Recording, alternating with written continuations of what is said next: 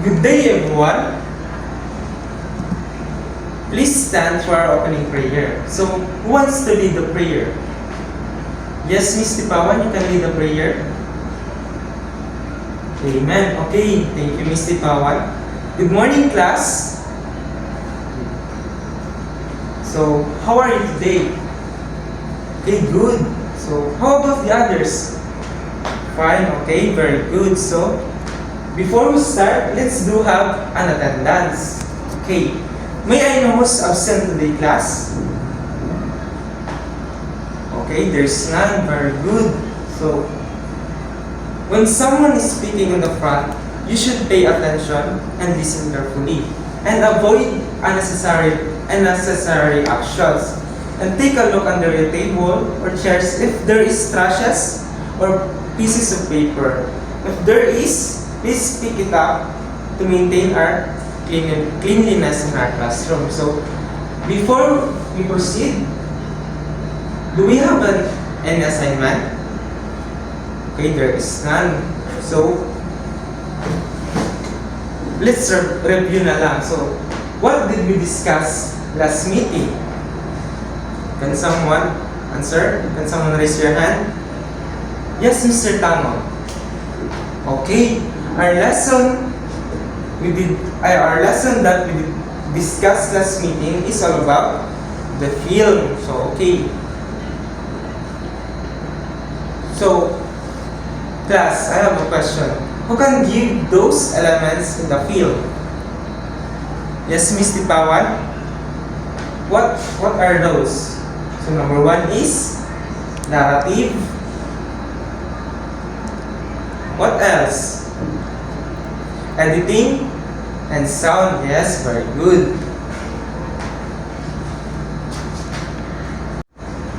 So, before we start to our new discussion, we have an activity. So, this activity called the picture puzzle. So, in this activity, I will show you two pictures as a hint or clues to make a word or phrases. So, in this activity, I want you to guess what is the title of the movie. So, we have an example here. The first picture show is rat, and the second one is chef. So, sa inyo, ano yung movie na na-analyze niyo dito sa picture? Is rat chef ba? Okay, what about you, Mr. Tango? What is it? Okay, very good. It is Ratatouille. So, are you familiar with this movie, class? Okay. Are you ready, class? Let's proceed to number one.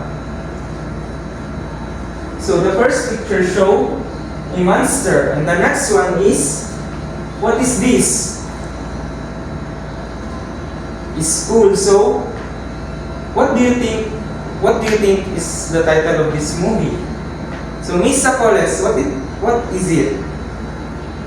Okay, very good. It is Monster University. So, next, the picture is lion. And the next one is crowd. So, what do you think is the title of this movie? Yes, Mr. Padernal, it is Lion King. Very good.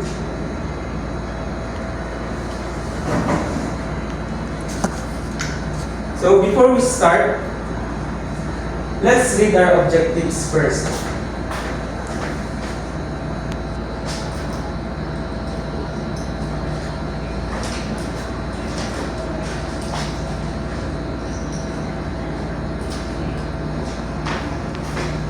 Okay, who wants to read our first objectives?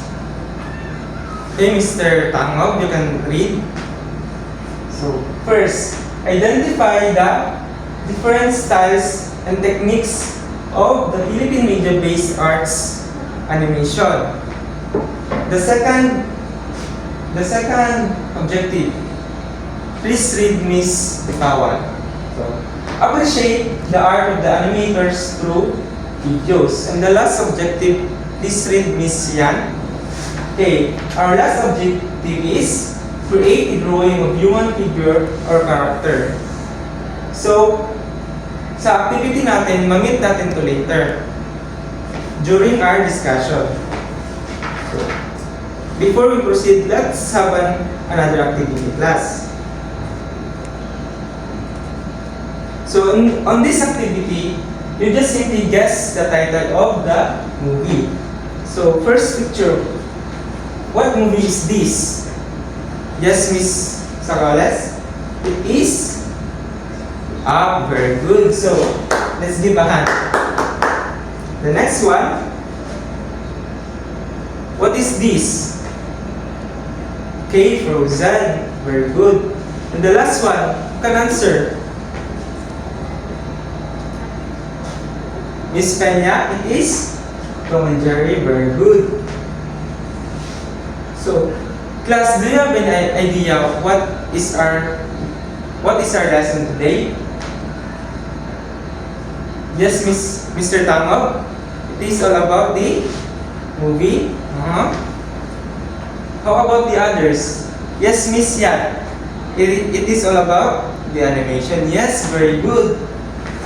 Our topic today is all about the Philippine Media-Based Arts Animation.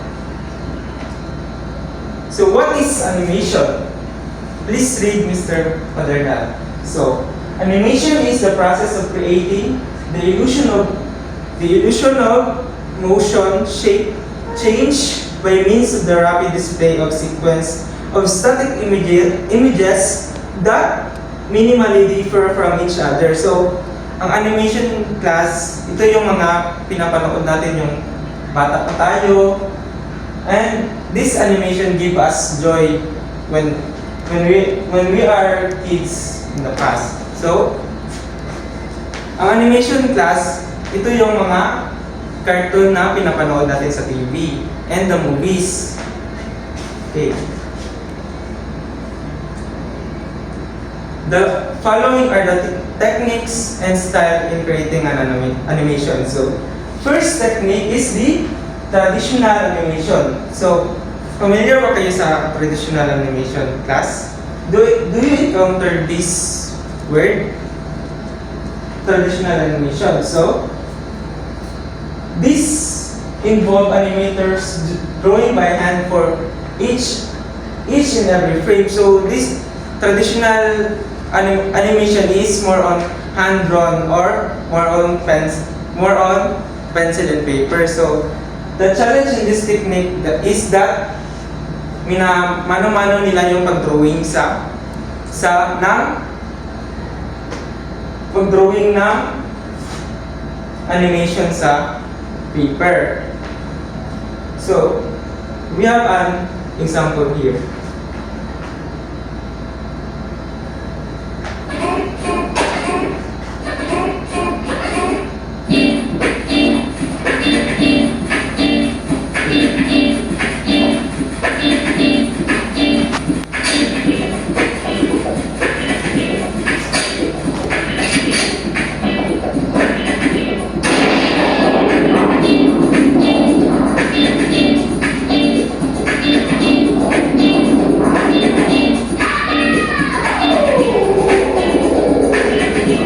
Okay, what did you notice about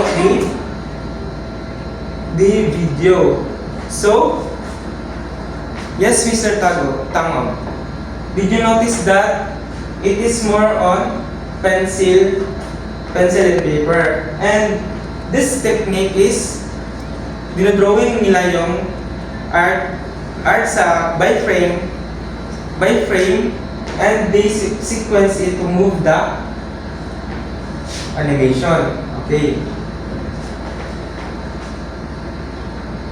The next technique is the digital 2D animation. So, digital 2D animation, it is called vector animation. It is creating animations in the two-dimensional space with the help of digital technology. So, sa 2D animation class, it has two-dimensional and it has length and width, and it is a flat surface unlike sa 3D animation. So we have a example of 2D animation. Okay.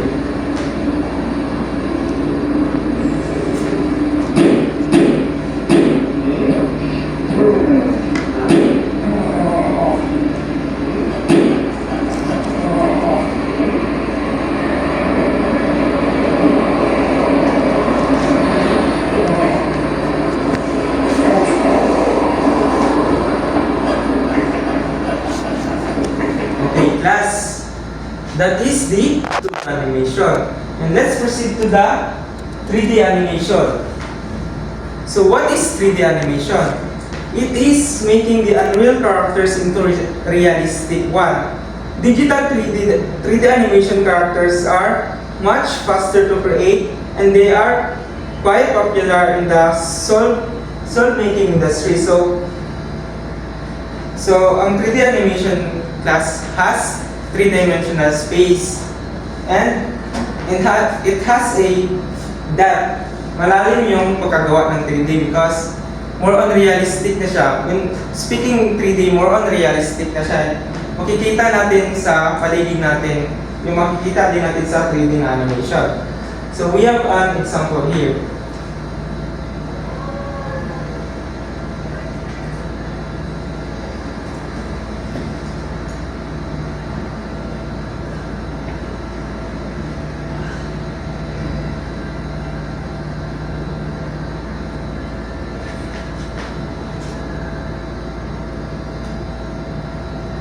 Okay, let's proceed to the another technique. So, stop motion animation. Stop motion is done by capturing a photo of an object, then moving it just a little bit to take another photo. So this stop motion animation is, this technique is they use an object to photograph, and they move the object and pause, and they take picture and move again. So that this technique is called stop motion because of that technique. So we have an example here.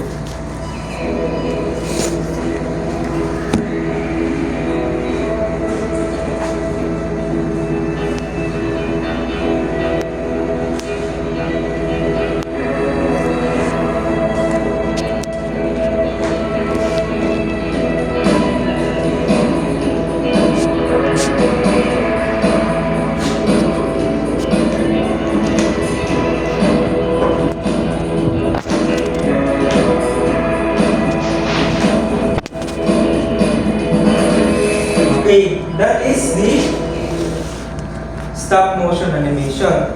And the last one, we have motion graphics. So, motion graphics still considered as a form of animation. Motion graphics is nothing unlike the other types of animation, as it is not character or story driven. So, ang motion graphics class, ginagamit ito siya sa mga advertisements, sa mga brands to promote. So, okay, we have an example here.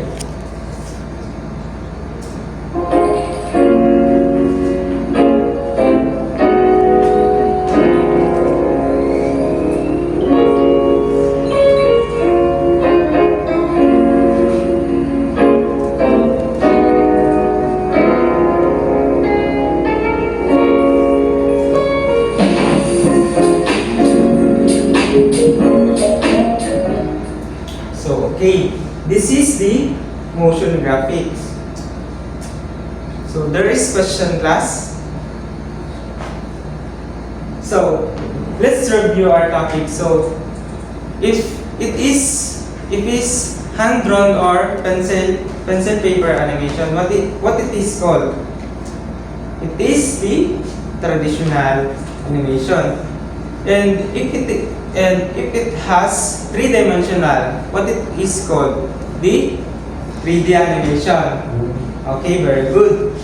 So let's proceed to our activity. So our activity is called Anime Create. You will draw a human figure or character. So materials needed: bond paper, pencil, and coloring materials. So this is our rubric. First criteria: creativity. Demonstrates exceptional creativity in character design. The next one is quality of drawing. The next one is animation technique.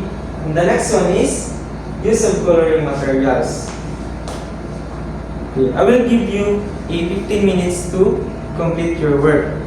Okay. Are you done, class? So please pass it forward.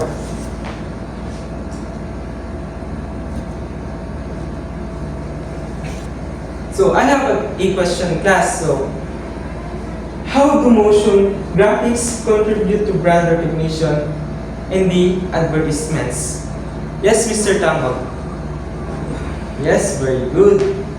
So the next question, as a student, how can you make a motion graphics accessible to a wider audience? Yes, Ms. Acoles? Yes, very good. So let's proceed to